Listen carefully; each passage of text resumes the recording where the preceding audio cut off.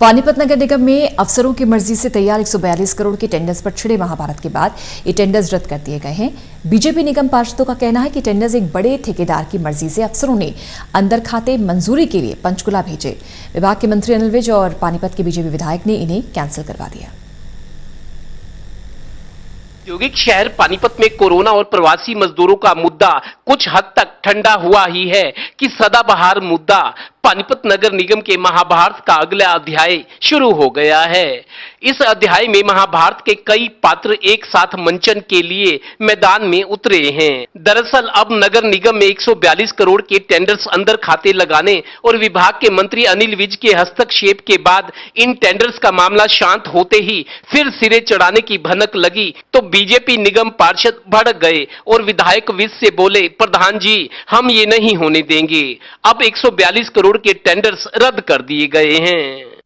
हालात जो नगर निगम के हो गए थे कि नगर निगम को बेदर्दी के साथ, बेरहमी के साथ लूट के खाया जा रहा था। अधिकारियों जिस तरह से उनके गलत तरीके से बिल बनाए जा रहे थे, तो उससे क्या हुआ कि जिन लोगों के कहने से वो बिल बन रहे थे उन लोगों तक उस जांच की आंच पहुंची। तो इसलिए कुछ लोग बौखलाहट में जिलाध्यक्ष के खिलाफ बोल रहे हैं। जिलाध्यक्ष के खिलाफ बोलने का अर्थ है पार्टी के खिलाफ बोलना। सूत्रों का कहना है कि 142 करोड़ के टेंडर्स के एस्टीमेट एक बड़े और चर्चित ठेकेदार के दफ्तर में बैठकर निगम के 3 इंजीनियर्स की मौजूदगी में तैयार हुए और अप्रूवल के लिए सीधे पंचकुला भेजे गए। बीजेपी निगम पार्षदों को पता चला तो वो उबल पड़े।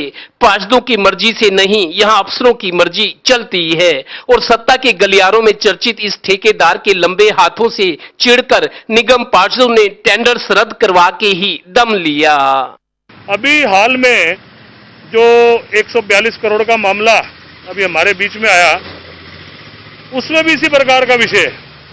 आज से 6 महीने पहले जब 142 करोड़ का या 150 करोड़ का टेंडर लगा, हमारे माननीय विधायक जी ने एक बार कहने पर उस टेंडर को रुकवाया और कमिश्नर को कड़े शब्दों में कहा कि ये टेंडर यहां पर नहीं खुलेंगे।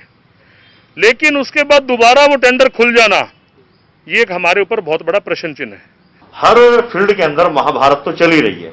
उस महाभारत के अंदर कौन दुर्योधन है, कौन दुशासन है, कौन द्रौपदी है, कौन भीष्म पितामह है, कौन युधिष्ठिर है, कौन नकुल है, कौन सहदेव है, कौन कुंती है, कौन कर्ण है, इन सब चीजों का आकलन जनता खुद करती है और जनता को सब कुछ पता है।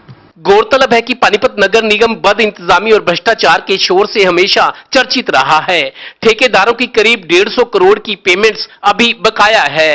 बजट न होने से नए काम हो नहीं रहे, पुराने अटके पड़े हैं। जबकि पड़ोसी जिले सीएम सिटी करनाल में 1 महीने से निगम के सड़कों की मरम्मत और पुराने काम शुरू कर दिए गए हैं। पानीपत नगर निगम में कोरोना काल में शहर में सैनिटाइजिंग का बिल 72 लाख का बना तो एक सीनियर आईएएस अफसर ने डांट फटकार लगाई। इसके बाद 16 लाख का बिल बन गया। निगम क्षेत्र में लगे पौधों को पानी देने और एक रिकवरी वैन की एवज में साल में 1 करोड़ 28 लाख का बिल और भुगतान। यानी पानीपत नगर निगम में महाभारत के सभी पात्र अपनी अपनी भूमिका में हैं। इंतजार श्री कृष्ण का है। मौजूदा हालात में देखें तो द्रौपदी पानीपत नगर निगम को हम मान सकते हैं। कैमरामैन संदीप नामुंडा के साथ Devendra Kathuria, total news, Panipat bureau.